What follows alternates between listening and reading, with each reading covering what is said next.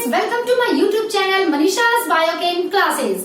आज के इस वीडियो में हम लोग पढ़ेंगे some common compounds which are derived from common salt. Common salt means sodium chloride. ये जिस सॉल्ट्स की मैं बात कर रही हूँ वो नमक है जिसे हम लोग रोज खाते हैं, डेली अपने फूड आइटम्स में हम लोग उसे यूज करते हैं। ये नमक आता कहाँ से है? ये नमक आता है आइदर समुद्र के पानी से या डिपोजिटेड रॉक से, जिसे हम लोग रॉक सॉल्ट भी कहते हैं। समुद्र के पानी को पहले इकट्ठा किया जाता है, उसके वाटर को इवेपोरेट किया जाता है, फिर उसे क्लीन किया जाता है, उसमें आयोडीन के कुछ कंपाउंड्स मिलाए जाते हैं और हमारा आयोडाइज्ड सॉल्ट तैयार हो जाता है। तो फिलहाल इसके विषय में हम लोगों को डिटेल्स नहीं पढ़ना है।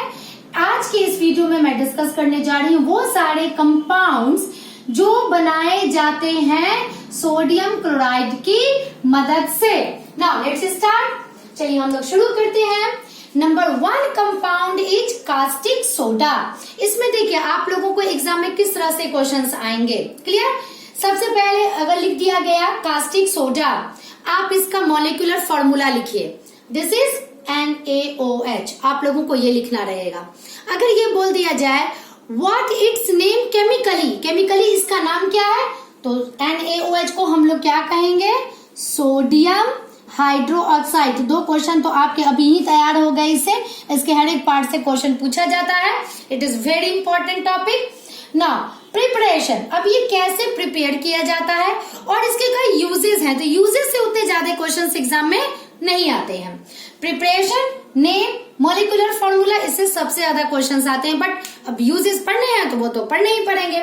चलिए हम लोग शुरू करते हैं। Number 1 compound is caustic soda, जिसका मॉलिक्यूलर फॉर्मूला है NaOH एंड जिसका केमिकल नेम है सोडियम हाइड्रो ऑक्साइड। इसका प्रिपरेशन, इसे कैसे प्रिपेयर किया जाता है, इसे जिस मेथड से प्रिपेयर किया जाता है उसे हम लोग कहते हैं क्लोर एल्कली प्रोसेस। क्लियर। तो पहले हम लोग ये सब पढ़ेंगे कि आखिर ये क्लोर एल्कली प्रोसेस है क्या। इसमें हम लोग ब्राइन लेते हैं। What is brine actually? Brine is concentrated solution of sodium chloride. अब ये कॉन्सेंट्रेटेड सॉल्यूशन का मतलब क्या हुआ?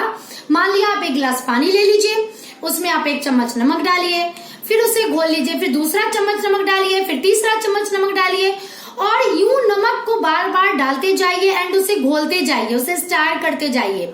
एक ऐसा समय आएगा जब उसमें सॉल्यूट, इट मीन्स जो भी नमक हम लोग डाल रहे हैं वो सॉल्यूट घुलना बंद हो जाएगा and that time the solution is known as saturated solution. उसे ही हम लोग यहाँ पे कॉन्सेंट्रेटेड सॉल्यूशन के नाम से जान रहे हैं। क्लियर। तो हम लोगों ने concentrated solution of sodium chloride लिया, इसे ही यहाँ पे ब्राइन के नाम से जाना गया। उसके बाद उसमें हम लोगों ने इलेक्ट्रिसिटी फ्लो करवाया, इसका इलेक्ट्रोलाइसिस करवाया। एक्चुअली जब इलेक्ट्रोलाइसिस होता है तो ये सोडियम आयन क्लोराइड आयन में टूटता है, ये वाटर अपने hydrogen ion and hydroxide ion में टूटता है। आयनाइजेशन मैंने लास्ट वीडियो में बता दिया था आप लोगों को। तब क्या होता है कि ये सोडियम और वाटर का हाइड्रोक्साइड मिलके बना देता है सोडियम हाइड्रोक्साइड। क्लोरीन हमारा अलग हो जाता है और हाइड्रोजन कैथोड पर जाकर के अलग हो जाता है और क्लोरीन एनोड पर जाके अलग हो जाता है। क्लियर। तो यही हमारा कास्टिक सोडा है जो इस प्रोसेस से निकलता है। ये भी एक क्वेश्चन पूछा जाता है कि इसे क्लोर अल्कली प्रोसेस क्यों कहते हैं? इसे क्लोर एल्कली प्रोसेस इसलिए कहते हैं क्योंकि इसमें क्लोरीन गैस भी निकलता है। क्लोर स्टैंड्स फॉर क्लोरीन, इससे क्लोरीन गैस भी निकलता है और इसमें अल्कली भी बनता है। क्लियर।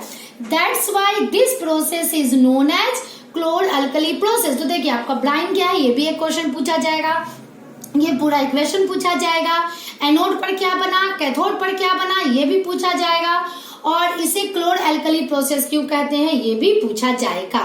इससे 3 बहुत ही इंपॉर्टेंट कंपाउंड बनते हैं। सोडियम हाइड्रोक्साइड, जिसे कास्टिक सोडा हम लोगों ने कहा, इसका इस्तेमाल टेक्सटाइल इंडस्ट्रीज में, सोप फॉर्मेशन में, कॉस्मेटिक्स में, इन सब जगहों पे किया जाता है। क्लोरीन, इसकी ब्लीचिंग का प्रॉपर्टी होती है, इसलिए इसे ब्लीचिंग एजेंट के तौर पे, डिसइंफेक्टेंट के तौर पे यूज करते हैं। हाइड्रोजन भी निकला, हाइड्रोजन का इस्तेमाल हम लोग अमोनिया को बनाने में करते हैं। हाइड्रोजिनेशन ऑफ ऑयल बनाने में करते हैं। क्लियर? तो ये सारा आप लोगों का डिटेल आप लोगों का नोट्स में लिखा हुआ है, ये सारा इस्तेमाल ही मैंने बताया है ना।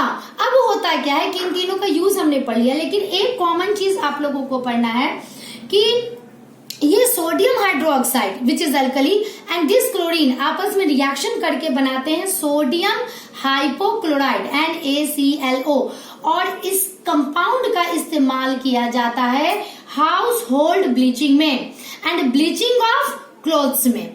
इसी ब्लीचिंग पाउडर में यही केमिकल कंपाउंड डाला जाता है। क्लियर?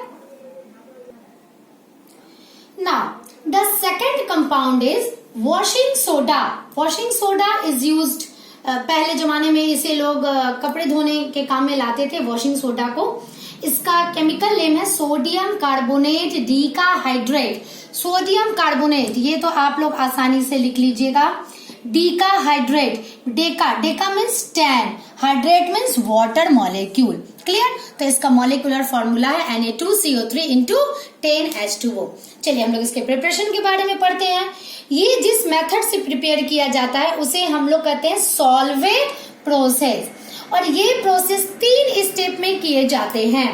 पहला स्टेप होता है कि ब्राइन का reaction ammonia and carbon dioxide gas के साथ करवाया जाता है। क्लियर?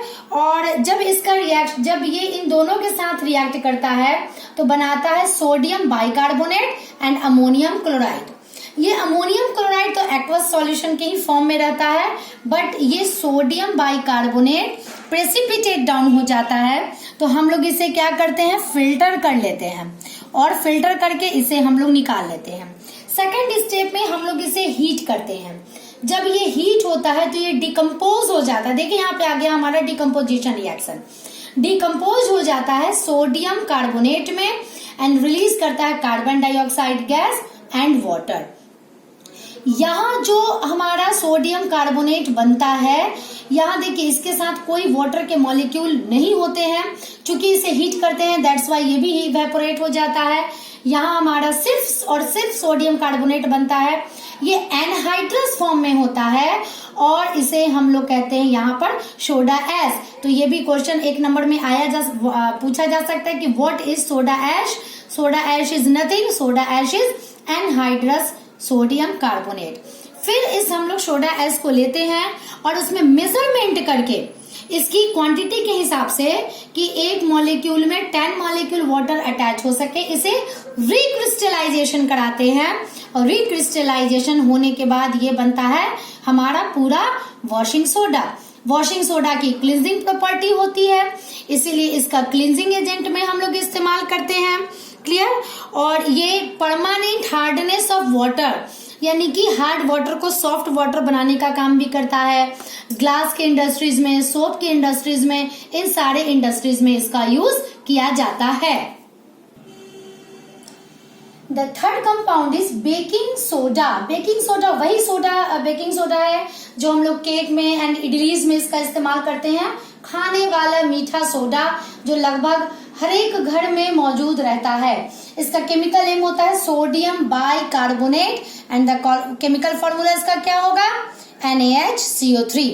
इसका जो प्रिपरेशन है, जस्ट सॉल्वे प्रोसेस का जो फर्स्ट स्टेप था हमारा, वही हमारा स्टेप्स होता है बेकिंग सोडा के प्रिपरेशन का, जिसमें सोडियम क्लोराइड और वाटर का जो कॉन्सेंट्रेटेड सॉल्यूशन था जिसे ब्राइन कहते थे।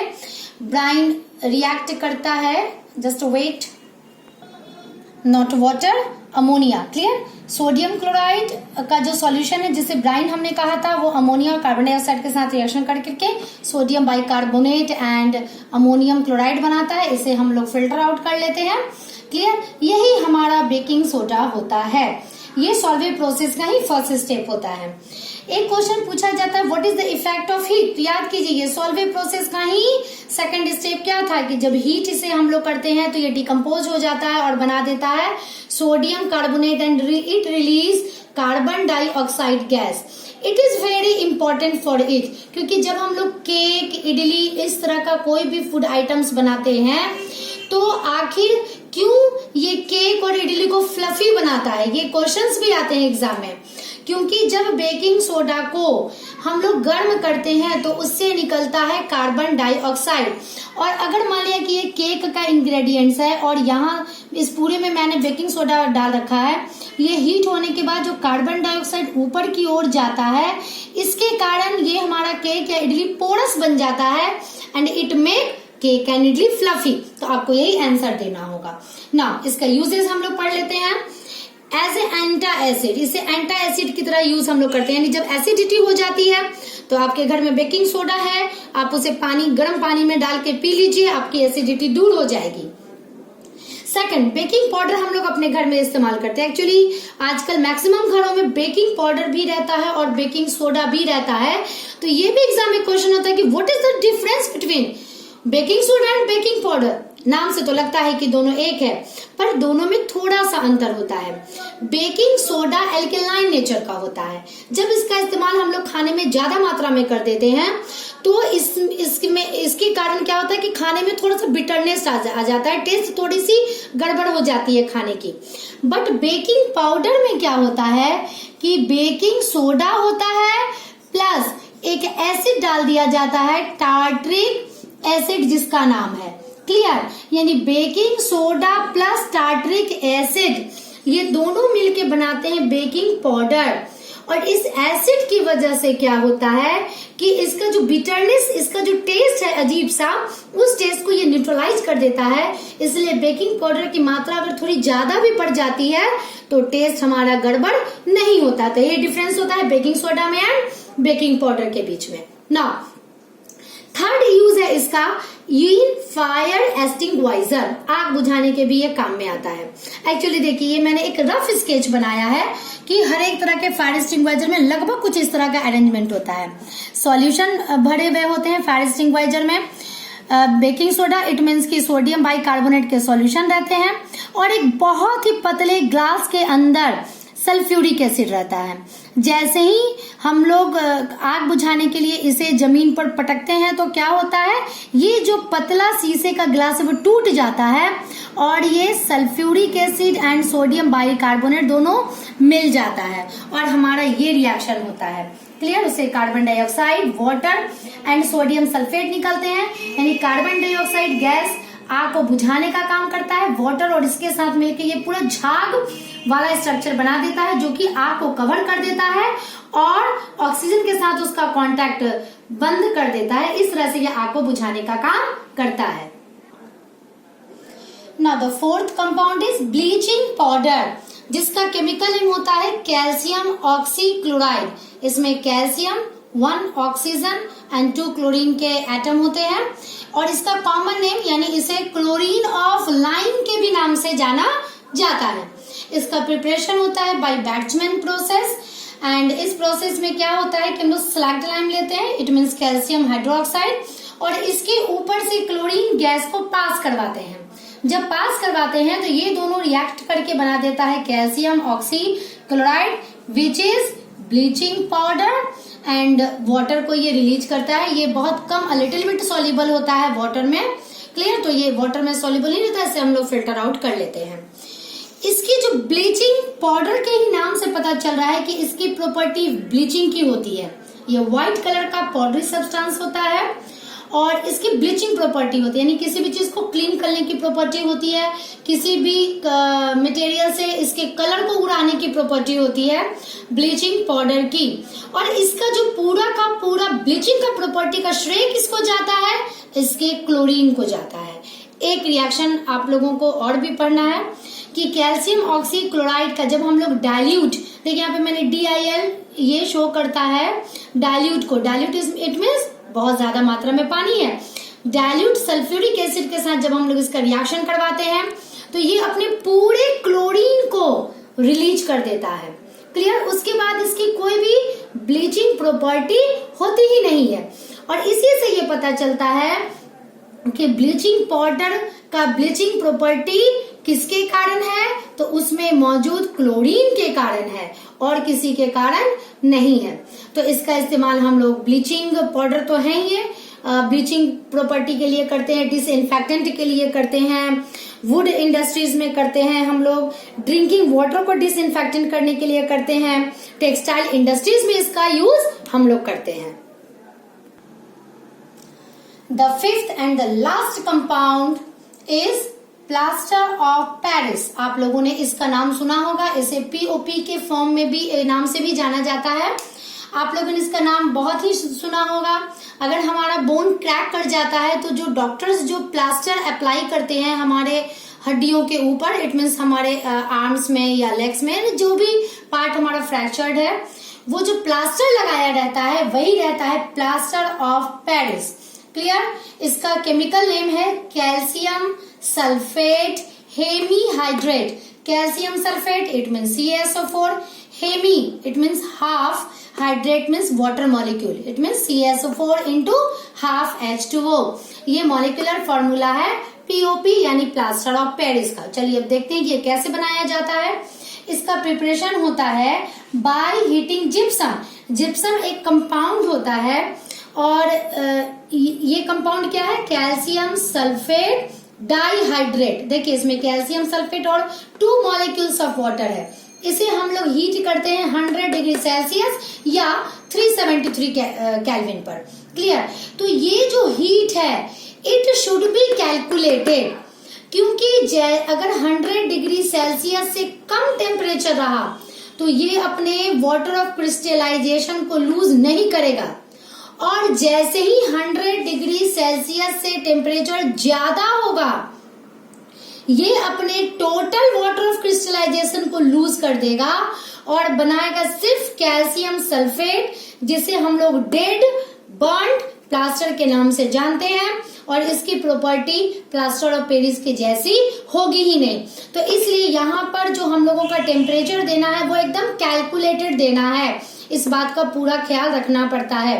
तो हम लोग जिस जिप्सम लेते हैं उसे हीट करते हैं एट 100 डिग्री सेल्सियस, तो इसमें से 1.5 मॉलिक्यूल ऑफ वाटर रिलीज हो जाता है, इवेपोरेट हो जाता है, and half molecule of water बच जाता है इसके साथ, और यही है हमारा प्लास्टर ऑफ पेरिस। यहाँ मैंने देखिए दूसरा इक्वेशन लिख रखा है।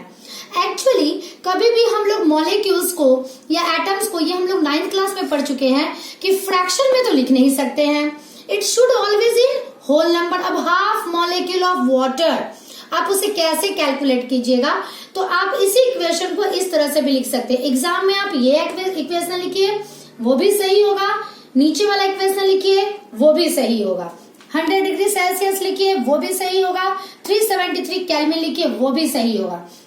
यहाँ मैंने क्या किया है, आगे 2 लगा दिया है, यानी 1 मॉलिक्यूल की जगह मैंने 2 मॉलिक्यूल ऑफ जिप्सम ले लिया है। ब्रैकेट में इसलिए घेरा है क्योंकि यहाँ अगर 2 सिर्फ लगाती मैं तो ये क्या होता है 2 ओनली फॉर CaSO4 हो जाता, बट ब्रैकेट के अंदर घेरा है तो ये वाटर के लिए भी हो गया।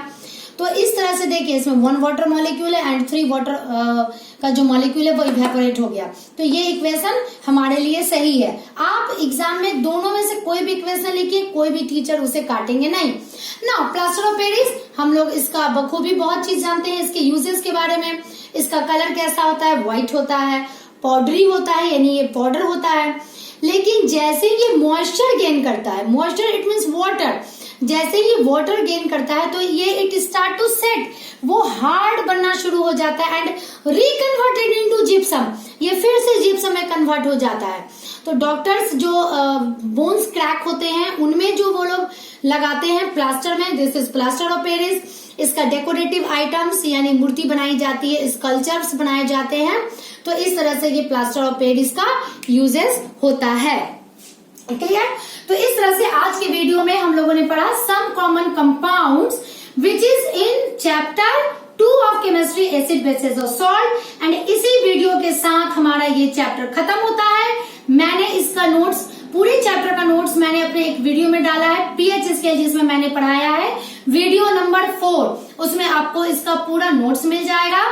ना प्रिपेयर कीजिए, आप लोग नोट्स डाउन कर लीजिए, नोट्स को लिख लीजिए अपनी कॉपी में, वीडियोस को बार बार सुनिए, जिससे आप लोगों को सारा टॉपिक क्लियर हो जाएगा। फिर भी अगर कोई डाउट्स हो तो आप मेरे कमेंट सेक्शन में उसे डाल दीजिएगा, मैं कोशिश करूंगी मैं जल्दी उसका जवाब दे सकूं।